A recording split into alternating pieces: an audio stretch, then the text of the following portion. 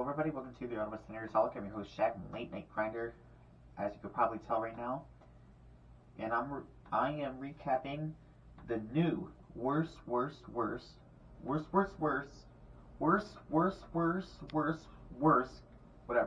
game ever. Where I was thinking the 7-0 shutout a week ago was our new low. Talk about this one, where the Winnipeg Jets just out everything us 5-1, and it looks like an interesting game after the first period. It's 1-1. Then there are 4 goals in the final 2 periods for the Jets. Run away with it, 5-1 victory. The only goal scored was by Josh Norris, and the other goals were scored by the following people: Ellers had a goal, Blake Wheeler had a goal, Cole Perfetti had a goal, and Mark Scheifele had 2 goals. Like I said, Norris had the only goal. So I'm just going to break down exactly everything right now. Everyone is not good right now on this team. I don't even think that Brinkett might want to re-sign in Ottawa now. I just don't understand that the management doesn't realize DJ Smith is the problem. The fans and the players know that this guy's the problem, and the management's doing nothing about anything. And there's just overall so many problems with this team right now. It's the bottom 6. Austin Watson and Mark Haslett got in a fight each, and they both couldn't fight out of a paper bag. The entire 4th line is useless, really.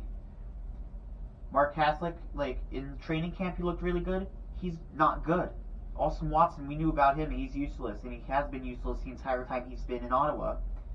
Parker Kelly is Parker Kelly. And the top 6 is just not producing the way we wanted them to. The only one pretty much producing is Brady Tkachuk. Josh Norris came back from injury, so you can sort of give him a pass. He had a brutal icing call there in the game, but Tkachuk is the only one putting this team to success. Claude Giroux, especially in the Pittsburgh game on Friday, he was smashing his stick. No veteran does that. You could tell there's something not clicking with this team, and the coach is obviously the easy person to blame in this situation. If you were defending DJ, I don't know how you can defend him after this one. You can say, how the players just couldn't play and all that. There's going to be a time where you're going to have to start blaming the coach on things. And guess what? This guy's been trending on social media in the Ottawa Senators over the last few hours, believe it or not, because this guy, who's a coach in Vancouver right now, who was rumored to be fired after this game and get replaced by Rick Tocchet on Monday, his name is Bruce Boudreau, and breaking news, the Canucks lost 4-2 to the Edmonton Oilers just a few minutes ago. So it's looking like Bruce is on his way out in Vancouver.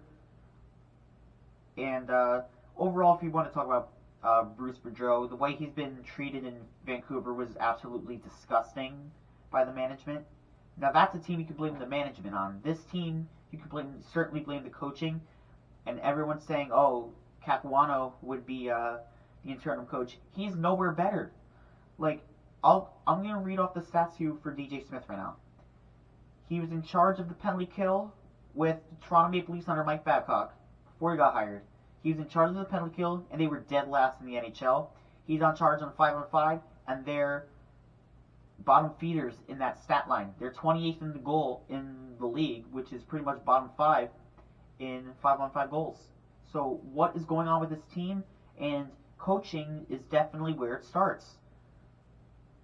And like I said, other players producing. Thomas Chabot, I don't know how he doesn't get called out for this anymore.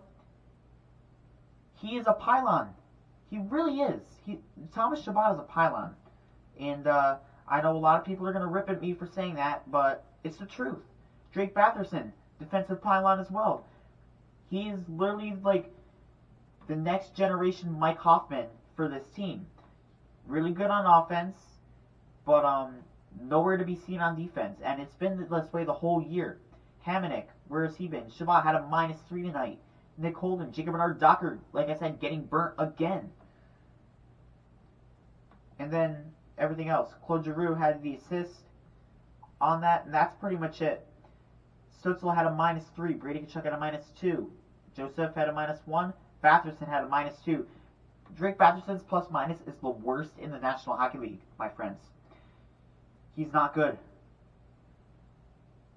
And let's definitely make a case on the goaltending, too, because I really don't know how this situation goes. I can't tell if it's the defense on one night or if it's the goaltending. Because I'll tell you, in the Pittsburgh game that we won in overtime, when Brady Tkachuk won the game in overtime, the defense actually looked decent.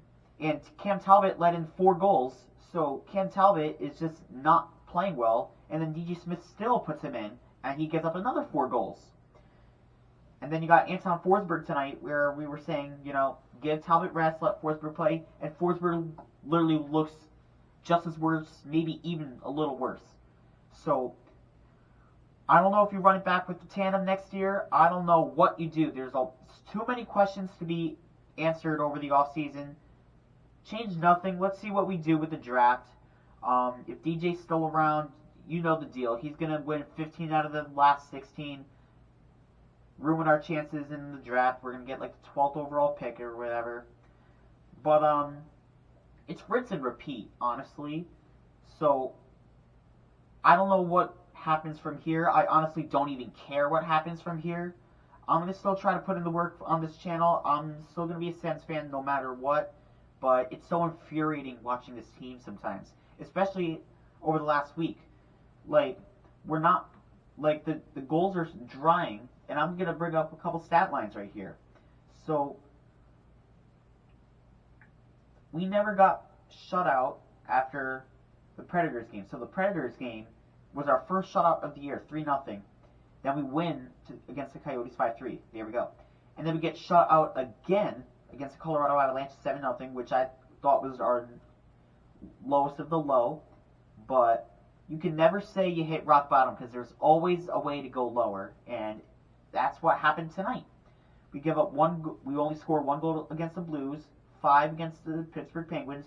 Should not have even found a way to win that game. I don't know how we won that game. Give up 4 goals against the Penguins on Friday, score only 1, then we scored 1 last night.